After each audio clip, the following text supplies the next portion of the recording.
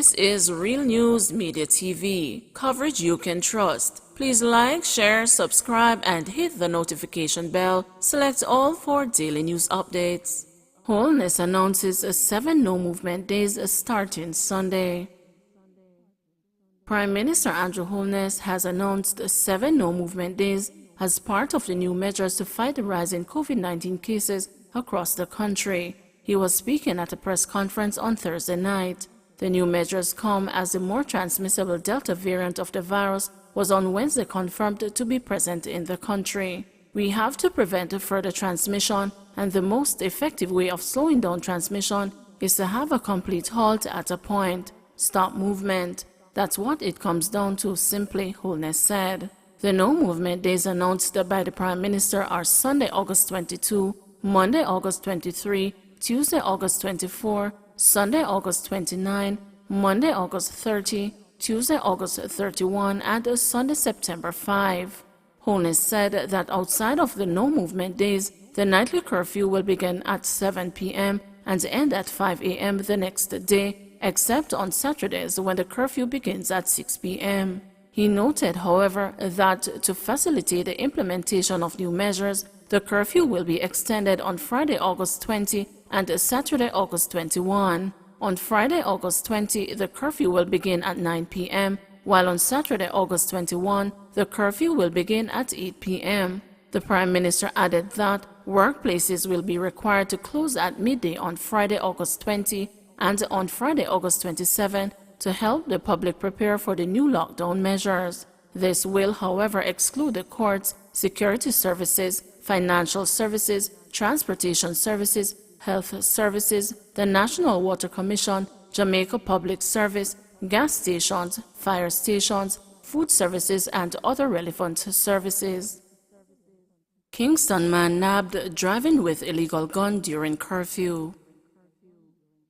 A Kingston man who was found with a gun when officers pulled him over during curfew hours early yesterday morning has been charged with breaches of the Disaster Risk Management Act and illegal possession of firearm and ammunition. He is 28-year-old Akeem Francis, otherwise called Schemas, an electrician of Bertram Drive in Delacree Park. Reports are that a team of officers observed the motor vehicle at the traffic light at the intersection of Walton Park Road and Hagley Park Road about 12:45 a.m. and signaled the driver to pull over. The police said Francis, who was the driver, was interviewed and a search conducted, during which a P380 firearm and 7 rounds of ammunition were found. He was then arrested and charged. 45-year-old Trelawney man on wounding charge. 45-year-old Godfrey Brown of Texas Danieltown in Trelawney has been charged with wounding with intent following an incident at the intersection of Duke Street and King Street, Falmouth in the parish on Monday, August 16. Reports from the Falmouth police are that the complainant was among a group of men having a conversation about 4:20 p.m. when an argument developed between him and Brown. It is alleged that Brown used a knife to stab the complainant in his lower abdomen. The complainant reportedly drove himself to the hospital where he was treated. Brown was later arrested and subsequently charged after a question and answer session. Bog Walk Gorge reopened. The Bog Walk Gorge in St. Catherine is now reopened to vehicular traffic. It was closed after the Rio Cobre overflowed its banks during the passage of Tropical Storm Grace. However, the National Works Agency says the Colbeck Junction to Planters Road in St. Catherine, as well as the Colonel Ridge to Kellits Road in Clarendon, remain impassable to vehicular traffic. A news release from the agency says teams are working to clear blockages at Rock River to Ginger Hill and Alston to Silent Hill in Clarendon. The Alston to Silent Hill Road has been restored to single-lane access. Men charged after cell phone stolen from hotel room. The police have charged 2 men with the alleged stealing of a cellular phone valued at US $100 from a hotel room in Oteria, St. Anne on Wednesday, July 21.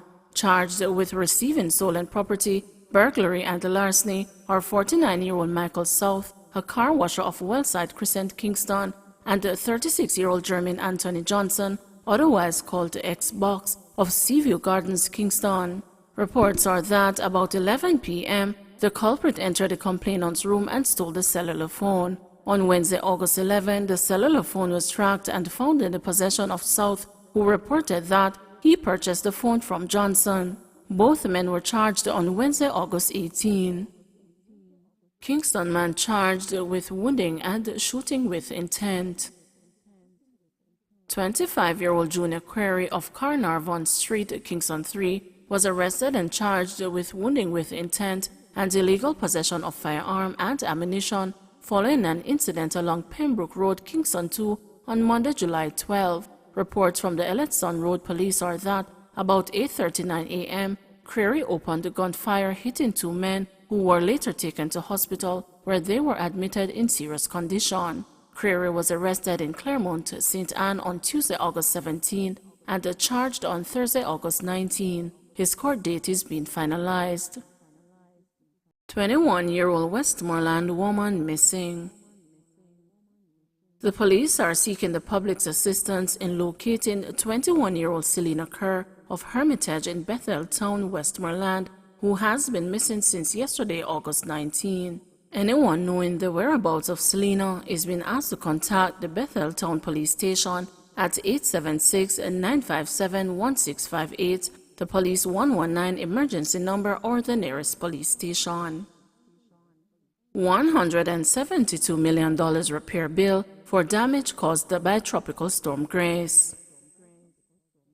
The government has received a $172 million repair bill for damage caused by Tropical Storm Grace. Prime Minister Andrew Holness says the bill is a preliminary one sent by the National Works Agency to the Ministry of Economic Growth and Job Creation.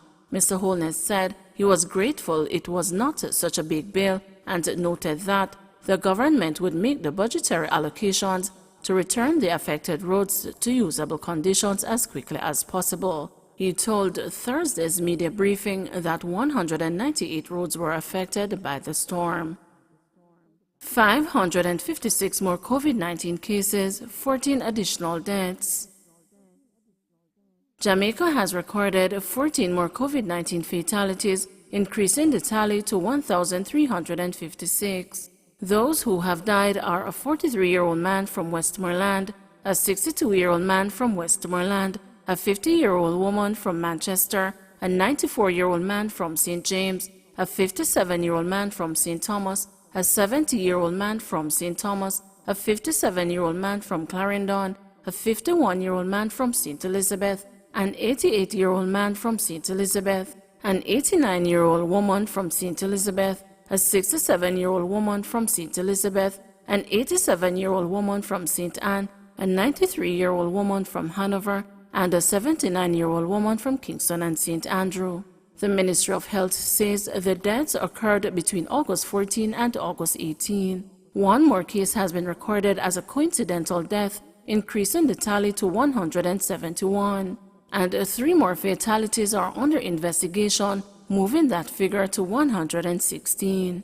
Meanwhile, there were 556 new cases, with ages ranging from 65 days to 94 years, pushing the total to 60,488, with 11,126 being active. Of the new cases, 317 are women and 239 are men. The parish breakdown is as follows: Kingston and St. Andrew 117, St. Catherine 88, Manchester 84, St. James 69, St. Elizabeth 62, Hanover 45, Westmoreland 29, Trelawney 28, Clarendon 22, St. Anne 11, Portland 1, and St. Thomas and St. Mary recorded no new cases. A total of 1,568 tests were conducted. The country's positivity rate stands at 38.7%. In the meantime, there were 29 more recoveries, increasing the total to 47,628.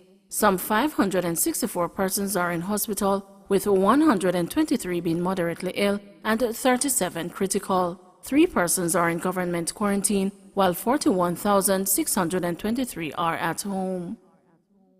Don't forget to like, share, subscribe, and hit the notification bell. Select all for daily news updates.